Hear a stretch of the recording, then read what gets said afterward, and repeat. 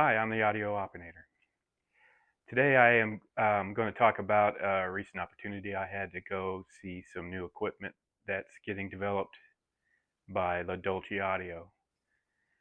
They specialize in tubes and open baffle speakers of various designs. They've gone through quite a many. They've got from compact open baffles to full size with horns, different designs. They're always trying new stuff, adding different flavors. A lot of fun to watch development, and they definitely have good sound. I visited a couple homes that have them, and also I've seen them um, in the Pacific Audio Fest. Um, they had their own room as well, and everybody was pretty impressed by it. So, neat thing about these are, the costs are down low. They're like 2K to build, which in the speaker world is not too bad. So when I heard the owner was coming up with some new stuff, um, recently I got invited and um, had it. I drove up. It's 4 hours from here, and it was that's how crazy it can get. But um, for me, it was something exciting. I needed to go see him. So they have gone from their normal lineup is an 18-inch woofer with a 15-inch mid-range, which is pretty good size already, and then they do a coaxial tweeter inside the 15, and that's anytime you have a coaxial speaker, that's always fun. That time alignment on those type of speakers is always great to hear. But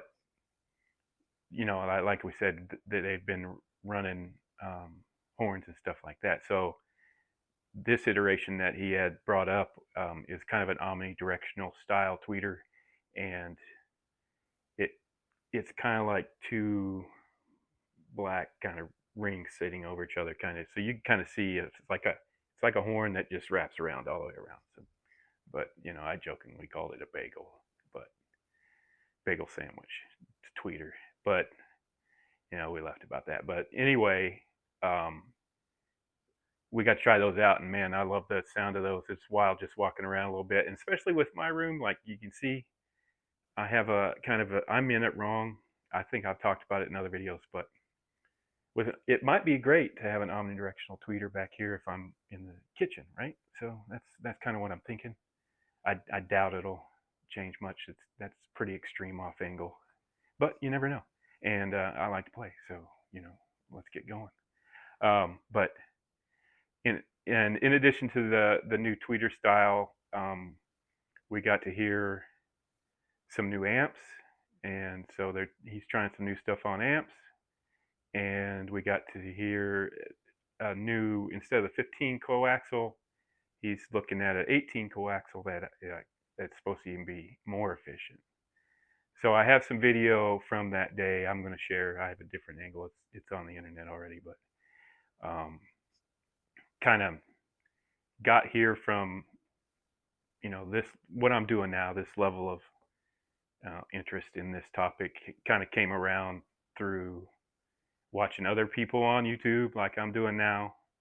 One of those folks was James at ABX Audio, and so their Discord is where I kind of really got a lot of good information. It's a great community that is welcoming and not like some audiophiles can be, which is that scary for some people getting into the hobby to feel like you can um, say dumb things, right? So they're nice folks basically. So, but very audio crazy and knowledgeable. They have people in the industry like Terry from La Dolce is there. He's fairly active on the board, so you can interact with different people. You can see the list of manufacturers when you go there. I'm not going to go through them, but a lot of fun stuff going there. And if you're looking for another um, channel to watch, definitely watch that. One of the things I really enjoyed about it was that it was a charity situation. So we raffled off stuff there that manufacturers sent for review and we're giving away. So raise money, give it to Music for Children type charities. So, if you want to be active and play raffles and maybe win something, you know, I did. It was very exciting. So, um, yeah, give James a watch over there if you don't already know him. You probably do before you're getting to me, unless you're in Portland, maybe. Anyway, I'll stitch in the video from Terry giving his presentation, and then yeah, thanks for watching. Like and subscribe, please. Excuse me, I'm auditing this class. So we have the 218-inch woofers. They're right now wired in parallel, right? And so since they're active, working off of these outside amps, those outside amps have a 12 dB crossover input on them at 200 hertz. So they're starting to slope off at 200 hertz, and they go off pretty good to about 350 or so. And then these meet them, and they have another 12 dB crossover slope that's sloping them down, and it's at 500 hertz, right? Because we're doing it. Yeah. I have the passive crossovers designed too, and they have slightly different crossover points and slopes. But anyway, so these are at 500 hertz, and they're sloping down, and they meet these two woofers kind of there in the middle, so it's fairly flat. But we've noticed there's like we had 150 to 250 hertz dip, and how you move the speakers in the room will. We moved the speakers 2 inches and took that dip away. Right. Yeah, it's amazing. Wow, just a little room move. And then these guys here have a 1.5 microfarad cap on them. They have their own amp, so we can adjust their volume level. But so these are getting crossed over at 12K. So they blend with this one, and this one will go up to 18K. But I found when I cryo-treated the diaphragms that it took away a little bit of the top end, but it gave it a lot more ease and separation. So I like the cryo treatment, but then I had to compensate for the lack of top end air, and that's where we designed these with the 1002s. So 1002s work in these, 1005s work in these, 1001s work in these, and then the LD01s, which are the budget baffle tweeters that I got. They're only like $50 for a pair of those. They have a 1-inch voice coil and a 1-inch diaphragm. So these are the lenses.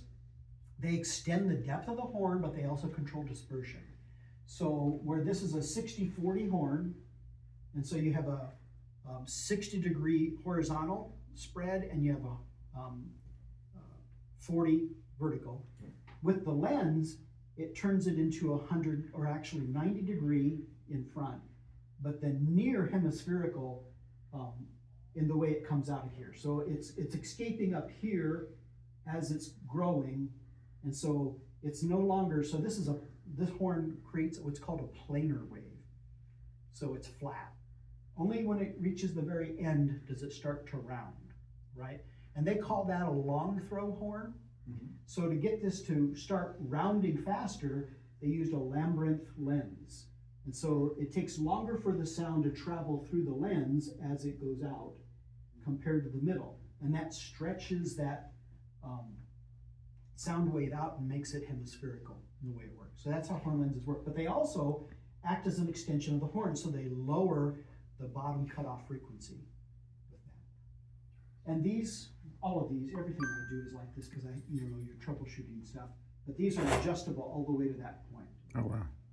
And so that's going to sound, going to have a lot more treble energy, but it's going to be more of a peak rather than more flat. And when you bring it all the way down, then, George just tilted forward, that's going to be a more flat treble energy, going up to almost 20K these reach up to. So these reach up to 18, these reach up to, but because of how we're crossing it in and using it with these, it changes the top end.